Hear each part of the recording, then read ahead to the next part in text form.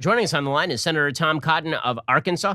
His committees include the Banking Committee, as well as the Economic Policy Subcommittee, Intelligence Committee, and Armed Services Committee, where he chairs the Air Land Power Subcommittee. Senator Cotton, great to talk to you. Hey, Ben, it's good to be back on with you. So let's talk about the Hunter Biden scandal or not scandal. What should we believe at this point about Hunter Biden? It seems fairly obvious from all available evidence that Hunter was jet-setting around the globe, picking up bags of cash by using daddy's name. That's been true for a really long time and didn't require any new revelations from the emails. Do you think there's anything new in these emails that ought to disturb us? Well, Ben, if you went by what the mainstream media was reporting, you wouldn't believe anything about Hunter Biden because you wouldn't even know he existed.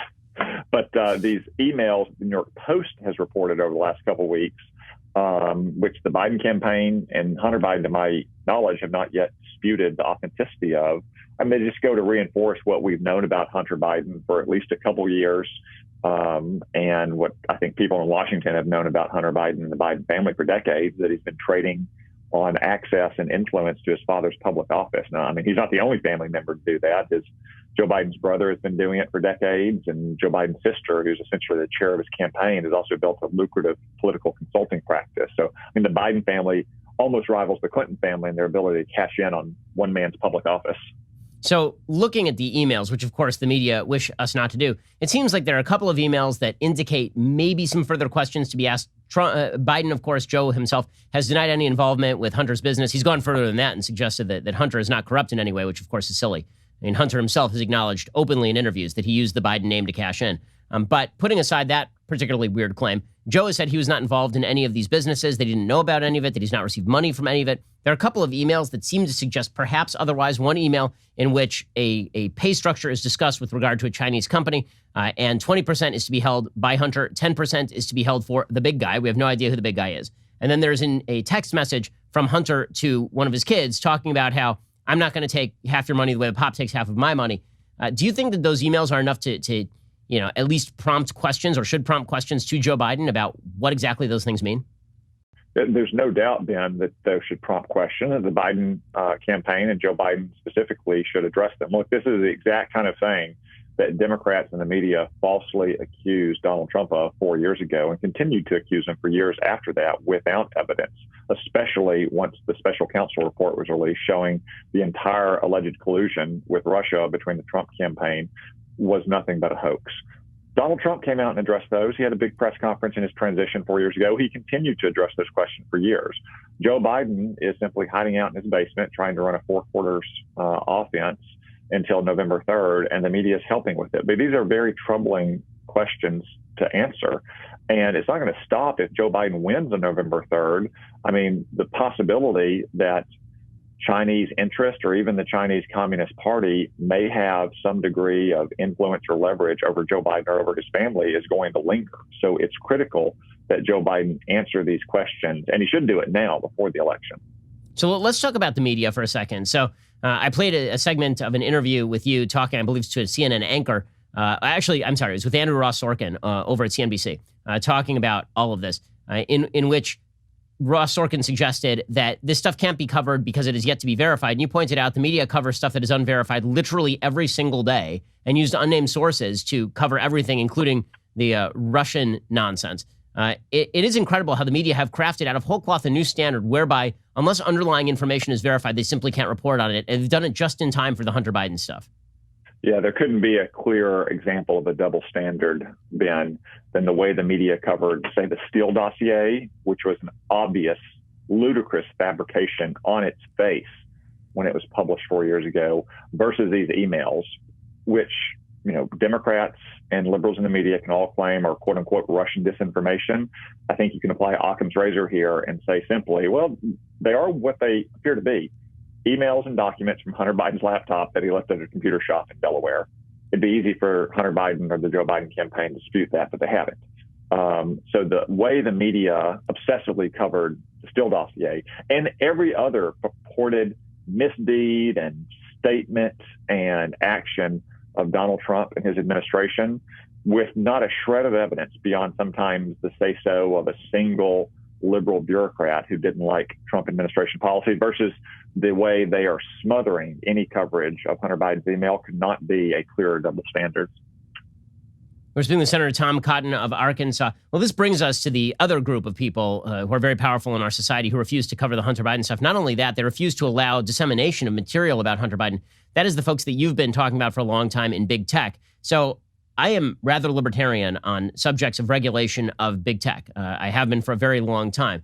But I will admit that I was blown off my heels by the fact that Facebook decided to basically suppress the New York Post story before a fact check had even taken place. Still no element of the Post story has been found to be false. Twitter still has the New York Post account locked.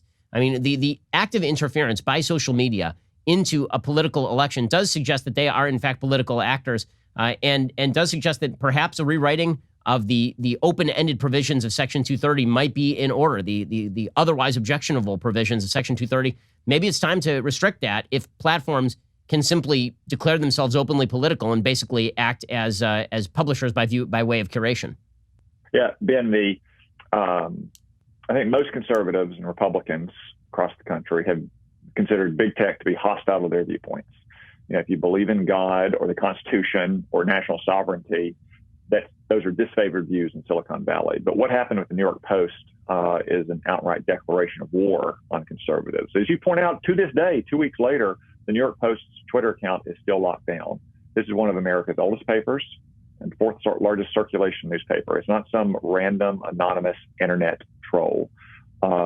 These tech companies are some of the biggest and most powerful monopolies, not just today, but in the history of mankind. And they didn't just get there on their own by building a better product. As you point out, they have had an extraordinary protection from legal liability since the mid-1990s, when Congress passed Section 230 of the Communications Decency Act. And it said that, you know, if they're just a neutral platform for any view, they can't be held liable for the content they published. However, these tech companies increasingly act as curators, as editors, in this case, as censors. And if they want to act like that, if they act the same way that, say, a newspaper's editorial pages act or a television network's production teams act, then they should be held to the same legal standards. That's not regulating them. That is simply revoking this protective cover that they've had for more than 25 years. They have to play by the same rules that everyone else does. And then secondarily, as we saw last week with the Department of Justice's lawsuit against Google for violating antitrust laws, they have to obey the antitrust laws as well. And if they don't, and there's a case to be made that they haven't, then they should face the full consequences of their actions, up to and including being broken up.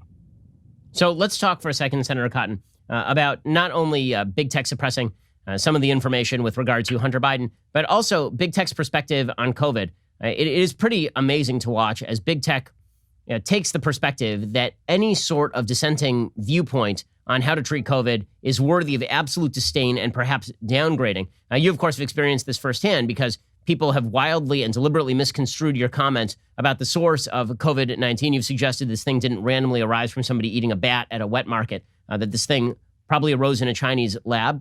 You have not suggested that it was created by the military for nefarious purposes or unleashed on an unsuspecting population on purpose. You've suggested, unless I get this wrong, that the leak, that basically the security at this lab was leaked, and so a virus that was being messed around with by lab technicians, which happens all the time, was accidentally released into the public, and yet you were treated as public enemy number one over all of this. Yeah, that's exactly right, Ben. There's zero evidence. To this day, there's still zero evidence that supports the Communist Party's theory that this virus jumped from a bat or other wild animal at that food market in Wuhan to humans. All the evidence, it's circumstantial, but all the evidence points towards the Institute of Virology in Wuhan. And I'm not saying, as you say, Ben, I'm not saying that the virus was genetically engineered or modified or had any other reason to be present in that lab aside from studying it. I mean, look, scientists study viruses and other pathogens all the time for all kinds of legitimate purposes. But China has a very long and sloppy history of laboratory safety. And until the Communist Party comes clean on the true origins of this virus, I think we have a reason to be very skeptical about their claims. But you're also right that these big tech companies have essentially become censors and enforcers for the preferred political viewpoint, whether it's from the left in America or the WHO about the coronavirus, about the best way to prevent its transmission, about the best treatment for it. Like, look, I'm not a scientist. I'm not an epidemiologist. I think we should try to learn from experience, and we should do the best we can to mitigate its spread. But, if you didn't have an open and fair debate about things, we might not all be wearing masks right now, because Anthony Fauci and every other government expert back in late February, even early March, were still saying don't wear masks. So we should have an open and robust debate about what the evidence tells us. This is still a novel coronavirus. They call it a novel coronavirus for a reason. We still have a lot to learn about it, and we should learn from the best evidence here in the United States and from around the world, from other countries too, because we all want to suppress its spread and ultimately find the best treatment and a vaccine for it. And the way to do so is to have an open, factual, evidence-based conversation about it, not suppressing the information that the WHO or liberals in Washington don't like. And Senator Cotton, speaking of the media and COVID, I've noticed that the media have started to repeat the Democratic talking points, no shock here, that it is Republicans who are being intransigent about COVID relief, despite the fact that the Senate has repeatedly proposed several COVID relief packages, including most recently a $500 billion package. What is the difference between the package that Republicans have proposed and the, $3 trillion package that Nancy Pelosi wants? Yeah, and Ben, I wouldn't even focus first on the amount of money the bills would spend. I would focus on where that money goes. I've advocated for months that we need to help people who are still in need. So there are a lot of people working in industries that are still facing real challenges. In some states, they're facing essential lockdowns to this day, whether it's restaurants or bars or any kind of business that requires close, impersonal, frequent contact. Those people need help because they're still out of work. Those businesses need help to try to keep their employees at work. We need to help schools stay open, as the case is in Arkansas, or reopen in other states. We need to help build up our capacity to mass produce a vaccine once it's approved. That's what we've sought in the Senate. And that's what we have a majority support for, but the Democrats have continued to filibuster it. Look at some of Nancy Pelosi's priorities, though. She has a no strings attached bailout to the tune of hundreds of billions of dollars for cities and states that have longstanding fiscal mismanagement problems. Look, I'm perfectly willing to help cities and states with their coronavirus-related expenses, but not with problems that go back decades. She also wants to send stimulus checks to illegal aliens. She wants to mandate that felons be let out of jail. Those things have nothing to do with fighting the coronavirus. And we shouldn't use this pandemic as an opportunity to shoehorn our longstanding but unrelated policy priorities into this legislation. That's what the Democrats have been trying to do for months, though. Senator Cotton, really appreciate your time, and hang in there. Final question for you. Any predictions for the 2020 election, particularly in the Senate? I know a lot of people talking about the Trump-Biden election, but do you think that Republicans hold the Senate? Ben, I think it's still right on the razor's edge. I think we've got about 7, maybe even 10 races that are like a knife fights in a telephone booth. But a week out, I'm pretty happy with where things stand. I think we could win all those races. We could have a split decision. But, if our voters don't get out and vote, we could have a very bad defeat as well. So I'd encourage all your listeners not just to go out and vote, but encourage all those people that that think like you and that want the best for this country. Please get out and vote sometime between now and November 3rd. Senator Cotton, really appreciate the time and best of luck.